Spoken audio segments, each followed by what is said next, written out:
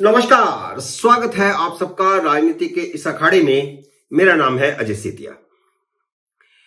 मित्रों, 22 जनवरी को श्री राम जन्मभूमि मंदिर का उद्घाटन हो रहा है। प्रधानमंत्री नरेंद्र मोदी उद्घाटन करेंगे और वह उन 5 यजमानों में से एक होंगे जो प्राण प्रतिष्ठा कार्यक्रम में शामिल होंगे। वैसे 6000 से ज्यादा लोगों को न्योता भेजा गया है, जिनमें सभी राजनीतिक दलों के बड़े नेता भी हैं और विभिन्न क्षेत्रों में काम करने वाले अग्रणी व्यक्ति भी हैं। संत, साधु, महात्मा सब बुलाए गए हैं। राम जन्मभूमि ट्रस्ट ने बिना राजनीतिक भेदभाव के करीब करीब सभी राजनीतिक दलों के बड़े नेताओं को न्योता दिया है।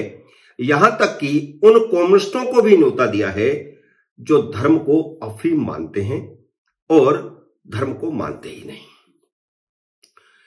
हिंदू धर्म के कट्टर विरोधी हैं। इसके बावजूद कम्युनिस्टों को भी न्योता किया है। कांग्रेस ने प्राण प्रतिष्ठा कार्यक्रम के बहिष्कार करने का ऐलान कर दिया है। इस पर कांग्रेस में वैसी ही बगावत दिखाई दे रही है जैसी 373 हटाए जाने का विरोध करने पर हुई थी। राम जन्मभूमि मंदिर सुप्रीम कोर्ट के फैसले के बाद बन रहा है। कोर्ट के फैसले के बाद 5 अगस्त 2020 को जब मंदिर का शिलान्यास रखा गया था, तब प्रियंका गांधी ने उसका स्वागत करते हुए कहा था कि राम सबके हैं। अब जब उद्घाटन होने वाला है, तभी भी सभी राजनीतिक दल भारतीय जनता पार्टी का विरोध कर रहे हैं कि वह इसका राजनीतिक इस्तेमाल कर रही है, लेकिन साथ में सभी ये भी कह रहे हैं कि राम सबके हैं। और जब शिलान्यास किया गया था, उस समय कांग्रेस के बड़े नेता कमलनाथ ने मंदिर निर्माण के लिए चांदी की ईंटें भिजवाई थी। दिग्विजय सिंह ने चंदा भेजा था। इसके अलावा कांग्रेस के कई बड़े नेताओं ने भी मंदिर निर्माण में यथासंभव सहयोग दिया है। 1999 में जब विश्व हिंदू परिषद ने शिलान्यास किया था, तब उस समय के प्रधानमंत्री राजीव गांधी ने अपने गृह मंत्री बूटा सिंह को भेजा था। लेकिन अब जब मंदिर का उद्घाटन हो रहा है, तो कांग्रेस ने बायकॉट का फैसला कर लिया। न्योता मिलने से पहले लोकसभा में कांग्रेस के नेता अधीर रंजन चौधरी ने कहा था कि न्योता मिलेगा तो जरूर जाएंगे।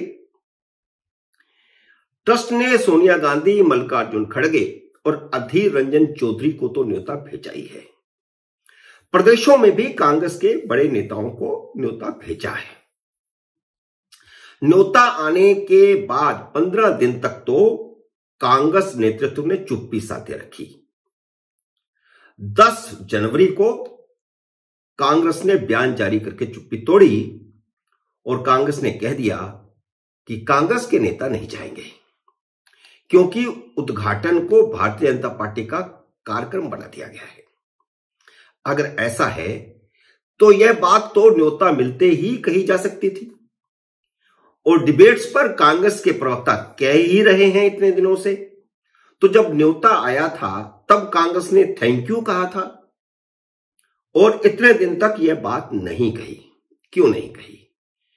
यह अंदर की बात है, और अंदर की बात यह है कि कांग्रेस ने एक सर्वे करवाया था कि उद्घाटन पर जाने से फायदा होगा या नुकसान होगा।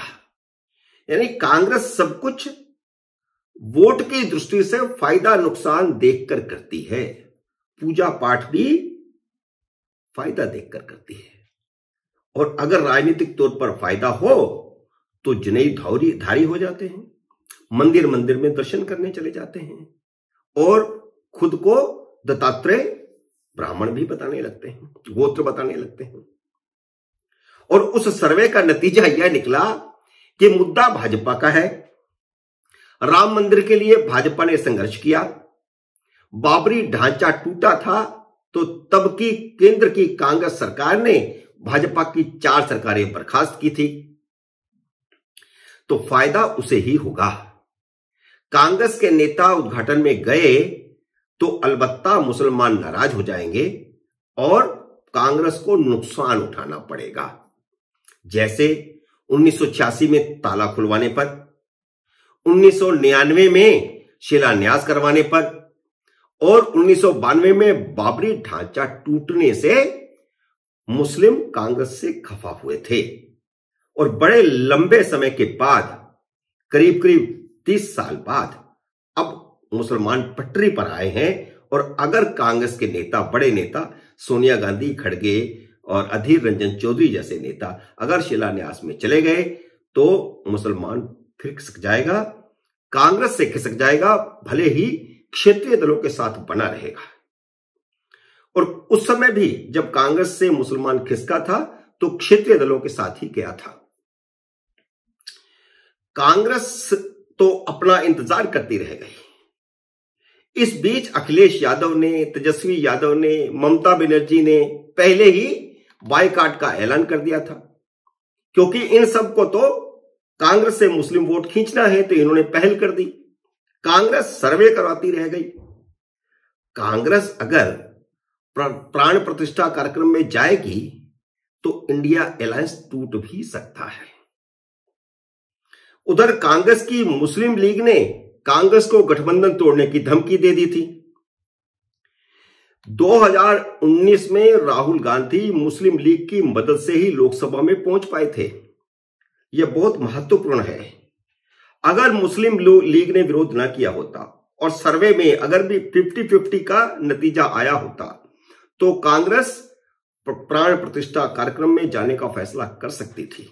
15 दिन तक इसीलिए चुप्पी साधी हुई थी। और यह याद रखना चाहिए कि केरल की वायनाड सीट मुस्लिम बहुल है। मुस्लिम लीग के समर्थन से ही कांग्रेस केरल की 20 में से 15 सीटें जीत पाई थी। कांग्रेस को कुल मिलाकर के 2019 में सिर्फ 52 लोकसभा सीटें मिली थी, जिनमें से 15 तो केरल से ही थी और वह मुस्लिम लीग के समर्थन के कारण मिली थी। अगर मुस्लिम लीग विरोध करेगी तो कांग्रेस कहीं नहीं जीत पाएगी। जो कर्नाटक से हवा बही है कांग्रेस के पक्ष में मुसलमानों की, वह सब उल्टी हो जाएगी। और मुस्लिम लीग ने तो इस बात पर ही बवाल मचा दिया था कि जब न्योता मिलने पर कांग्रेस ने थैंक यू कहा था, तो मुस्लिम लीग ने कहा था कि थैंक यू कहने का क्या मतलब है, क्यों आप कर रहे हैं थैंक यू। नाराज हुए थे मुस्लिम लीग के नेता और सार्वजनिक तौर पर उन्होंने बयान दिया था। कांग्रेस को ऐसी उम्मीद कतई नहीं थी कि उसके फैसले की पार्टी के हिंदू नेताओं में इतनी बड़ी प्रतिक्रिया हो जाएगी। 10 तारीख को जैसे ही जयराम रमेश ने वह बयान जारी किया, उसके तुरंत बाद कांग्रेस के कई बड़े नेताओं ने प्रतिक्रिया जाहिर करते हुए इस बात पर नाराजगी जाहिर की। और इनमें सबसे महत्वपूर्ण नाम है हिमाचल प्रदेश के 7 बार मुख्यमंत्री रहे वीरभद्र सिंह के बेटे विक्रमादित्य सिंह। और विक्रमादित्य सिंह ने तो बाकायदा ऐलान कर दिया है कि वह उद्घाटन पर जाएंगे, क्योंकि इस अवसर पर जाना हर हिंदू के लिए सौभाग्य की बात होगी और यह अवसर 500 साल के संघर्ष के बाद आया है। विक्रमादित्य का यह बयान कांग्रेस के नेतृत्व के लिए आने वाले समय की एक खतरे की घंटी भी है, क्योंकि चुनाव के समय पर भाजपा ने जो दाव चला है उसकी प्रतिक्रिया, जो कांग्रेस ने स्टैंड लिया है, वो चुनाव नतीजों में देखने को मिल सकती है। और विक्रमादित्य सिंह ने तो यहां तक कह दिया कि वह आरएसएस और विश्व हिंदू परिषद का धन्यवाद करते हैं, जिन्होंने उन्हें इस सौभाग्यशाली अवसर पर न्योता दिया है। गुजरात में तो बची खुची कांग्रेस के कई बड़े नेता खुलकर कांग्रेस के फैसले का विरोध कर रहे हैं और आने वाले समय में यह विरोध और बढ़ेगा। और उत्तर प्रदेश के कांग्रेस नेता आचार्य प्रमोद ने तो यहां तक कह दिया कि जब नाश मुझ पर छाता है, पहले विवेक मर जाता है। लेकिन सबसे महत्वपूर्ण यह है कि नीतीश कुमार और अरविंद केजरीवाल ने अभी तक अपने पत्ते नहीं खोले हैं कि वे प्राण प्रतिष्ठा कार्यक्रम में जाएंगे या नहीं जाएंगे। नीतीश कुमार को न्योता मिल चुका है और जनता दल यू ने यह पहले साफ कहा था कि अगर नीतीश कुमार को न्योता मिलेगा तो वह जाएंगे। और नीतीश कुमार अगर वह जाते हैं तो फिर चुनाव में क्या होगा यह नहीं कहा जा सकता। नीतीश कुमार इंडी गठबंधन के साथ बने रहेंगे या एनडीए के साथ चले जाएंगे। और दूसरे व्यक्ति हैं, दूसरे नेता हैं जिन्होंने अपने पत्ते नहीं खोले, वह हैं अरविंद केजरीवाल। अरविंद केजरीवाल को जब मैं वीडियो बना रहा हूं तब तक न्योता नहीं मिला है, लेकिन उन्हें एडवांस चिट्ठी मिल चुकी है कि आप 22 जनवरी खाली रखिए, आपको न्योता आ रहा है। तो न्योता आता ही होगा। मित्रों, उम्मीद है मेरा ये वीडियो आपको पसंद आया होगा। इसे लाइक और शेयर कीजिए। अगर आपने मेरे YouTube चैनल को सब्सक्राइब नहीं किया तो कृपया सब्सक्राइब करके अपना आशीर्वाद दीजिए। जल्द ही मिलते हैं अगले वीडियो में किसी अन्य विषय के साथ। तब तक नमस्कार।